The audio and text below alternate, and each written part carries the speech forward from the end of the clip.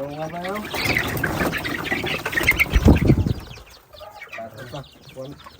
One month mahigit na yan mga bay.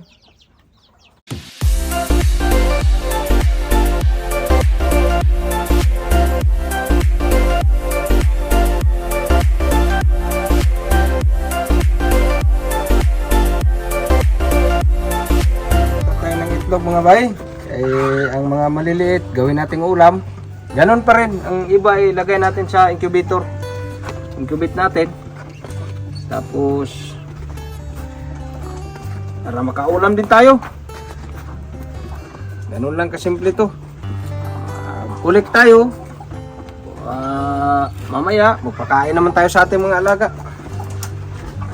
Kuha tayo ng isang tray, dalawang tray, okay na yan. Konsumo natin ba? Dami.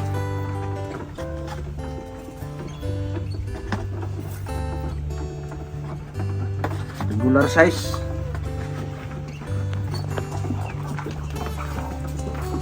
Mga bayo.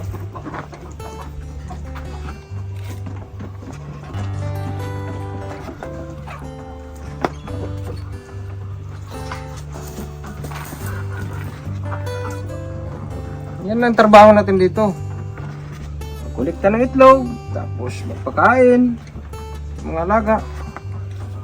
Simpleng pamumuhay. Okay. Isang tray. Okay na to. Ulam natin. Okay.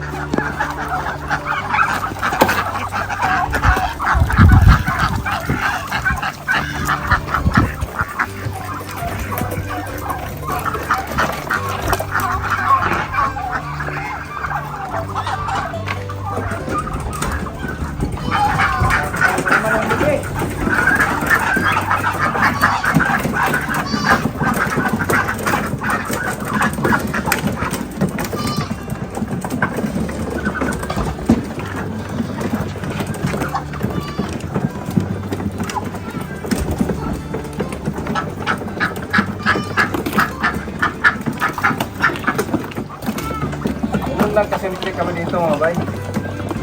Mamaya yung mga itlog doon, kulikin na naman natin. Lagay natin sa incubator. Tingnan natin yung mga itlog, marami naman.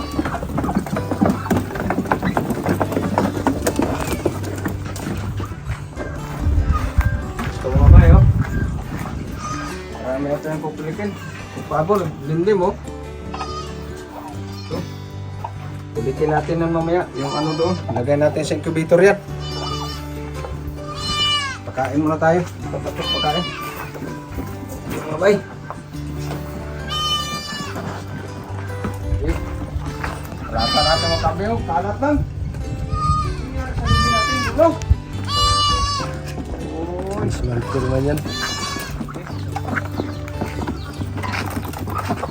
Dito mga bay, hindi na kailangan marami pakain kasi free rin sila eh. Baka wala.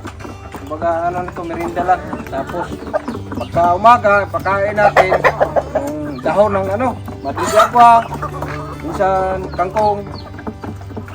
Ganun lang, ito sa loob, dami dito.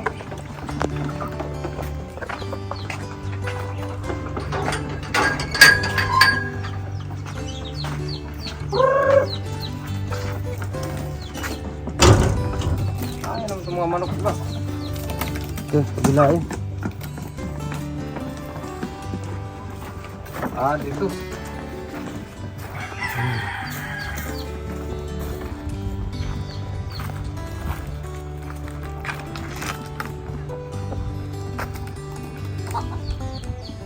Ano na kasimple dito?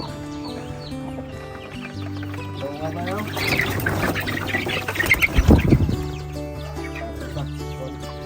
One month mahigit na yan mga bay.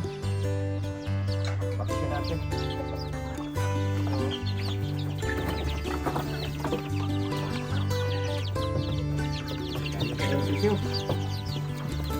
Sisiyo natin dito.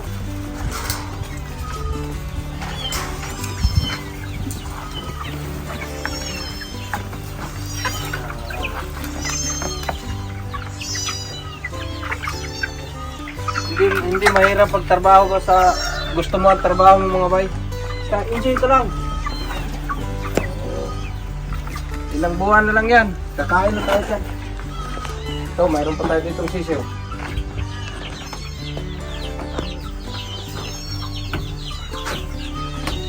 Ganda ang kulungan nila.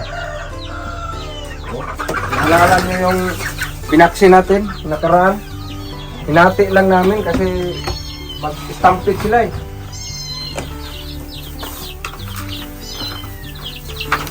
Doon yung mga kabila.